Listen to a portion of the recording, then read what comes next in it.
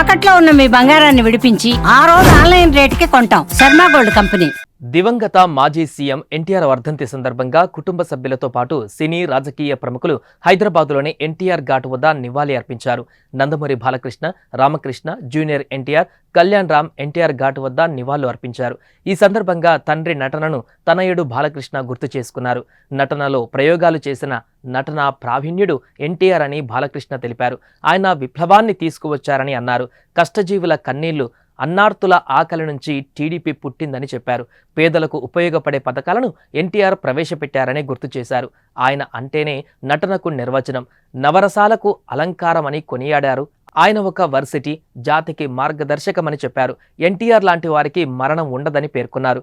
ఎన్టీఆర్ అంటే యువతకు ఆదర్శమన్నారు. నాడు 330కి పైగా తాలూకాలను 1000కి పైగా మండలాలుగా విభజించి పాలనను సులభతరం చేశారు.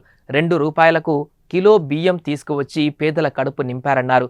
పేదలకు పక్కా ఇండ్లు నిర్మించి గూడు కల్పించి తెలుగువారి గుండెల్లో చిరస్మరణీయంగా నిలిచిపోయారని బాలకృష్ణ తెలిపారు. యువత, డాక్టర్లు, ఇంజనీర్లను ఎంతో మందిని రాజకీయాల్లోకి తీసుకువచ్చిన ఘనత ఎన్టీఆర్దేనని బాలకృష్ణ కొనియాడారు. ఇక అంతకుముందు హైదరాబాద్లోని ఎన్టీఆర్ ఘాట్ వద్ద నివాళి అర్పించిన లక్ష్మీ పార్వతి కన్నీటి పర్యాంతమయ్యారు. తనను కొందరు నాయకులు మానసికంగా వేధిస్తున్నారని ఆవేదన వ్యక్తం చేశారు. తాను కూడా ఎన్టీఆర్ ఫ్యామిలీలో ఒక వ్యక్తినే కదా అని అన్నారు లక్ష్మీ పార్వతి.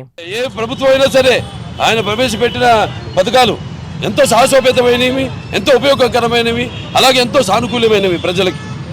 ఎన్టీ రామారావు గారు రాజకీయాలు రాకముందు వచ్చిన తర్వాత మరి ఆయన ప్రవేశపెట్టిన పథకాలు వాటిని అమలు చేసి ఇప్పటికి కూడా అందరూ కూడా అవే పథకాలని పేర్లు మార్చి వాటిని ప్రవేశపెట్టి అమలు చేస్తున్నారు. That is NTR.